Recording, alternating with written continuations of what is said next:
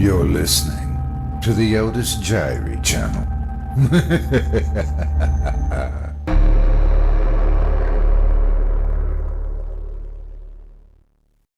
Part 9. It was a fucking bear, Miss Sutton. The fucking bear was looking up at me and fucking grinning at me like I was a fresh-cooked bloody turkey. Somehow, its stitching had got loose and its mouth was grinning and looking like it was full of something worse than stuffing. Like it had teeth, Miss Sutton. Fucking bloody grinning teeth.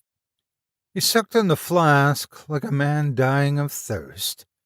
And when he spoke again, though his voice was back in its normal register, it still shook with sobs. His words tumbled out almost too fast to catch in the deluge. When I saw that thing staring at me, I must have been more scared than I'd ever been when Barney was hurting me. I wanted to run, but I was too terrified to bloody move or speak, or do anything but stare at the thing. And then it spoke again, still in Barney's fucking voice, and it said, "Now look at that, Nettles. You come in here to piss on me, and you pissed yourself instead. You really are useless, aren't you?" And I started to cry, and it fucking laughed. Only it weren't a right laugh. It was deeper and 10 times nastier than Barney had ever sounded. Then it started talking again, and this time it sounded all soft and hoarse, in a way that made me bloody skin crawl. I think it was trying to sound nice, but whatever it was, it didn't know how. His hand shook as he filled the flask again, sending liquor flying over his expensive trousers. Then he drank madly again and kept speaking, every word choked out in a shuddering gasp. "So it says to me, you know, Nettles, I think you and me got a very serious difference of opinion. You just want little Barney to leave you alone, and me, well, I'm more upset that one day he's going to leave. He's going to grow up, Nettles, and leave me here just like all the other children. You know that's like, Nettles, constantly losing your favorite toys. It's no fun. But see, I think this meeting between us, this is an opportunity for both of us. You can get rid of Barney, and I can keep him. What do you say? You interested?" Well, even if I was too scared to talk, Miss Sutton, the fact that this thing didn't want to hurt me was reason enough to let it keep talking. So I nodded me head, and it smiles again, and it says, "This bear ain't really what it looks like, Nettles, and Barney don't suspect that I'm hiding it either. Fact is, even Barney never seen what I really look like, but he knows enough to know I'm the one what keeps making him scared. I keep scaring people since before either of you two monkeys got shot out by your moms. But it's never for long. I always need to find someone new. Now, Barney, he and I just barely got to know each other, and it won't be long before he's gone, too. But that don't have to be the case, Nettles. You can let me keep him for a lot longer. You can get that revenge you want so bad. All you have to do is get him to pick me up and take me downstairs. Do that, and I can stick with him longer than anyone else. Do you believe that, Nettles?" I believed it all right. If this thing could take control of a teddy bear and make it grin at me like a real bloody predator, I believed it could do anything. So I nodded again, and the bear grinned again. Then it stuck out its paw like it wanted me to shake it and asked if we had a deal. I was too scared to think straight and thought maybe if I did what it wanted, it wouldn't hurt me. So I took its paw and gave it a last nod. But no sooner had I touched it than I couldn't fucking let go, because it fixed me with these little button eyes it had said, "Remember, Nettles, you go to get him to take me down the stairs. If you don't do that, maybe it'll be your room I crawl into next." Then it let me go and I ran. I ran out of that room and hid and cried in my own room and didn't come out for the rest of the day. I wished I'd stayed there till I fucking rotted. You hear me? Till I fucking rotted. Then maybe what happened next wouldn't... He buried his face in his hands and sobbed, the effort of what he was saying finally robbing him of speech altogether.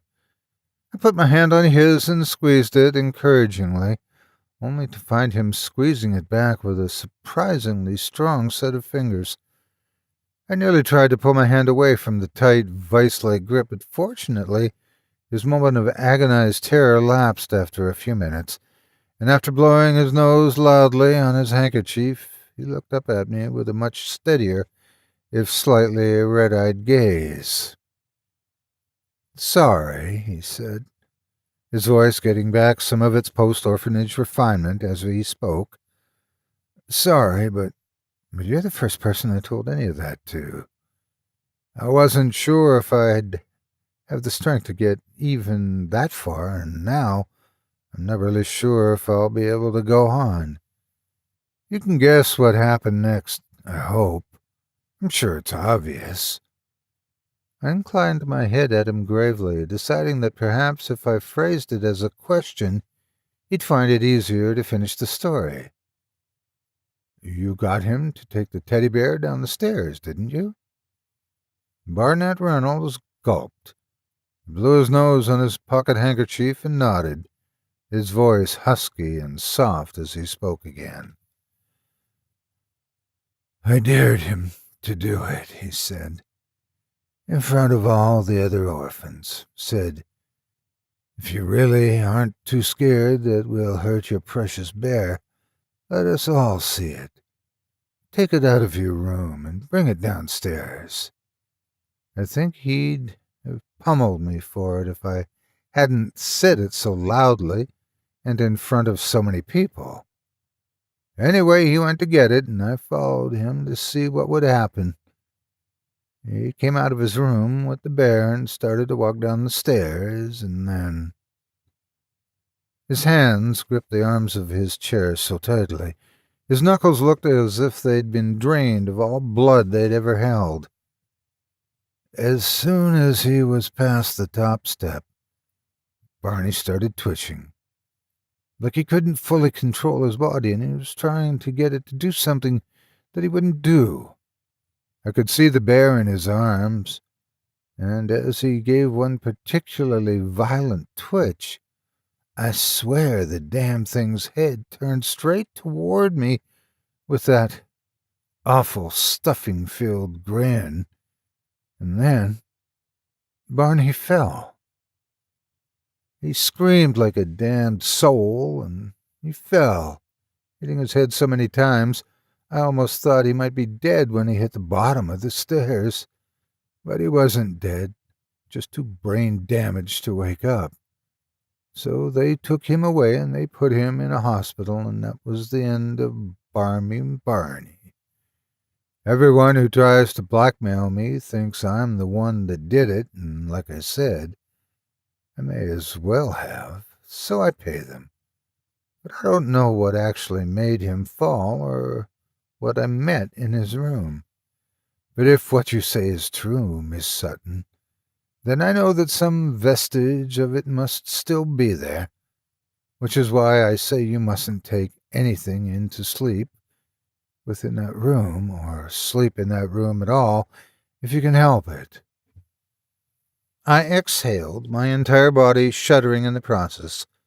True, I didn't know exactly what the creature in my nightmares was capable of, or how it was maintaining a connection to my old room, but the mystery that had haunted me since childhood was, at this point, mostly solved.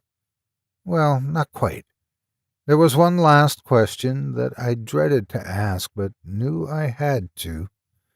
Even so, I took a few moments to let Barnett Reynolds calm down and to soothe my own nerves before I did so.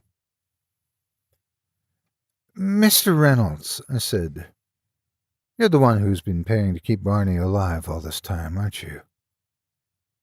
Reynolds' response was immediate and fierce. Of course I bloody well am, he snapped.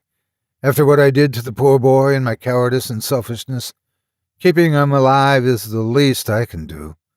I still hope one day he'll wake up and I can beg his forgiveness. But until then, I'm not going to abandon him. Not after what I did.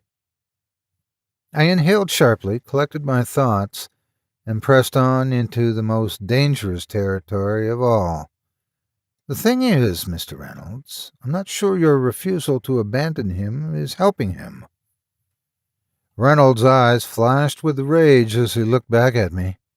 What exactly do you mean by that? He asked with slow and dangerous precision. I put up my hands hastily. I have no doubt you mean well, I said, but the thing is, I spoke to Barney in my nightmares once. I asked how to help him as best I could. And what he told me, Mr. Reynolds, he begged me to kill him. He said it was the only way to escape what was hurting him.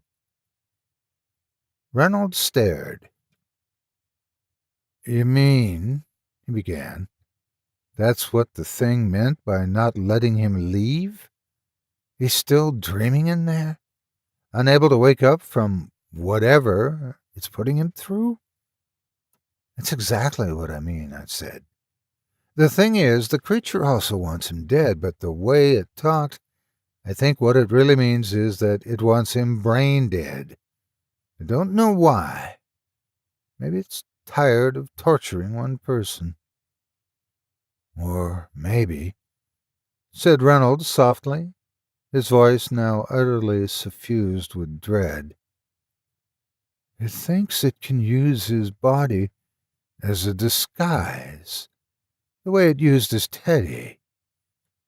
The words hit me with all the chilling force of an iceberg. It was a horrible thought, and given what I'd seen, it all seemed too possible. However, not wanting to give it too much credence, I decided to push on. Whatever the reason, I said, he's been holding it off for decades, since you saw him get knocked out, and now he just wants to die. I mean, really, physically die, so it can stop. So if you want to make amends to him, Mr. Reynolds, I think we both know there's only one way to do that. Reynolds slumped in his chair and gave me a defeated but understanding shake of his head. He understood. He stood up from his chair and crossed to a nearby cabinet, which he opened and removed a pocket knife with an ornate wooden handle. He crossed back to me and extended the handle to me. As I took it, he spoke one last time. He's being treated at a private hospital near here, he said. I can give you the address. Do whatever you think needs to be done. If it's at all up to me, I won't press charges. I thanked him and took the knife. Some 2 hours later, Reynolds Bentley deposited me outside the hospital itself. It was, as you may expect, a particularly well-appointed establishment. As a result, its staff were very careful to make sure visitors had a good reason to be there, and under any other circumstances, I'm quite sure I wouldn't have made it past the front desk. However, with the aid of a handwritten note from Barnett Reynolds, I was able to gain access to Barney Ratcliffe's suite with as much smoothness and efficiency as if I'd been his long-lost sister. After following a businesslike and almost comically courteous nurse down a hallway decked out in warm pastels rather than the usual sterile hospital white, I was at last shown to a nondescript door of lightly polished synthetic wood. The nurse clicked the key in the lock and pulled it open, gesturing me inside. As I walked in, however, she stopped me with one hand, apparently needing to deliver extra instructions. If you're going to go past the glass, she said, I recommend putting on the robes and gloves provided in the closet. No sense in you possibly catching them.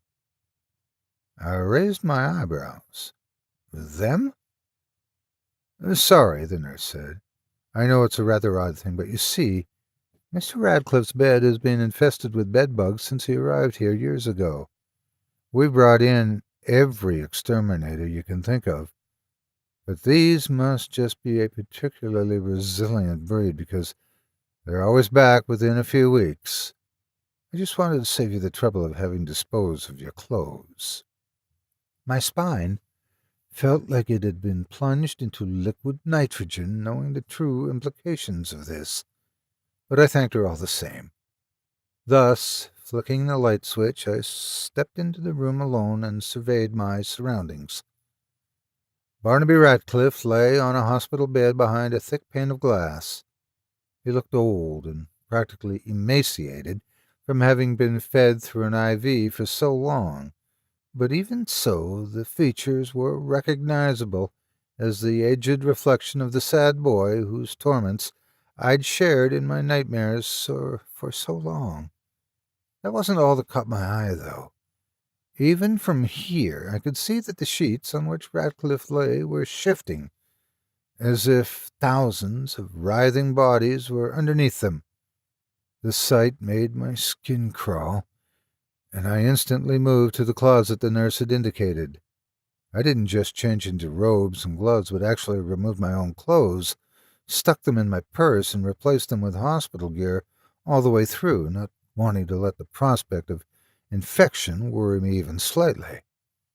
Actually, I didn't remove my clothes completely. The one thing I kept on was a cheap, ugly hoodie that I bought for the purposes of masking my face in case any security cameras were in the room. I pulled this up over my head and, avoiding the bed with my eyes as much as possible, pulled open the sealed glass door to Barnaby Ratcliffe's inner chamber. Crossing to his bed with a few decisive strides, I fiddled in my purse until my hands closed on the ornate wooden handle of Reynolds' pocket-knife, which I drew out. Then, kneeling down as close as I dared to Barnaby Ratcliffe's ear, I whispered one final sentence into it as a farewell. "I help boy."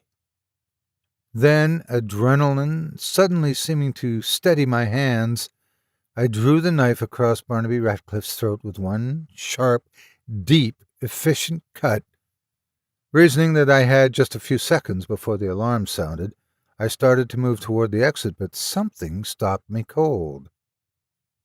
Barnaby Ratcliffe's mouth had opened, and from it a deafening scream was emitting. But it wasn't the scream of a human voice. It was, instead, the familiar angry roar of a voice that had seemed to have been transmuted from the buzzing of millions of angry insects. I stared at him, transfixed with fright, then saw, to my even greater horror, that the cut in Barnaby's throat wasn't bleeding. Instead, an angry flood of chittering, scurrying bedbugs poured out, streaming over his body with single-minded purpose toward me. My paralyzing fear vanished with a second spike of adrenaline, and I threw the glass door open, sprinting through it and the synthetic wood one down the hall with every inch of speed and strength I could muster. I heard the sound of alarms and the screams of nurses, but I didn't stop. I didn't even so much as look back until I'd cleared the multiple flights of stairs and dashed out of the hospital, flagging down the nearest taxi and making a beeline for the airport, neither knowing nor caring how much it would cost to get there from this great a distance. As the car sped away, I let myself look back at the hospital, triumph and nausea warring in my gut over what I had just done. I'd saved Barney. The sad boy couldn't be hurt no more. The monster who tortured both of us had been thwarted. As I said much earlier in this story, the police have never called on me since that day, and I suspect Barnett Reynolds' checkbook went a long way toward making sure of that. I've disguised the names involved, at least as much to protect him as to protect me, because I really can't tell you how sorry I'd be if that poor, broken man had to endure even one more indignity because of Barney Radcliffe or the thing that had tortured him. Fortunately, he passed away a few years ago, so the chances of his suffering from this account are minimal, and I need to let it be known for the sake of my own conscience. I'd like to say my life since has been normal, and that I've been able to approach retirement with no ill effects from the ordeal. But truth be told, these experiences colored how I relate to the world immensely. I've never been able to bring myself to have children, for instance, though I've certainly been content to be a kind and affectionate aunt to my sister Grace's children. In fact, it's only thanks to the urging of my niece that I ever considered writing this down, let alone posting it on the internet. Apparently, writing something like this helped my niece's husband move on from a similarly traumatic experience, and since he's a well-regarded psychologist, I think if he's willing to endorse it, it can't hurt to me if it has similar results for me. I should add that neither Grace nor I have ever been back to our childhood home since college. Not out of desire to avoid it, though I certainly won't deny that was true in my case. But after we both moved out and found jobs, our parents sold the old place and relocated someplace smaller, but no less picturesque. They died shortly thereafter in the mid-1980s. I don't blame them for selling the house. Upkeep for that pile was probably a nightmare, as Barnett Reynolds' sense of aesthetics certainly didn't come cheap, and would have only gotten more expensive the more antique they became. The fact that the house was sold, however, is my second reason for writing this story. Because you see, I checked, and the people who bought that house also had a child. I considered warning them about what I know, but I'd just as soon not get thrown into an asylum for being crazy myself. So all I can say is, knowing what might still be lurking there, I just hope they never let their little boy sleep in my old room.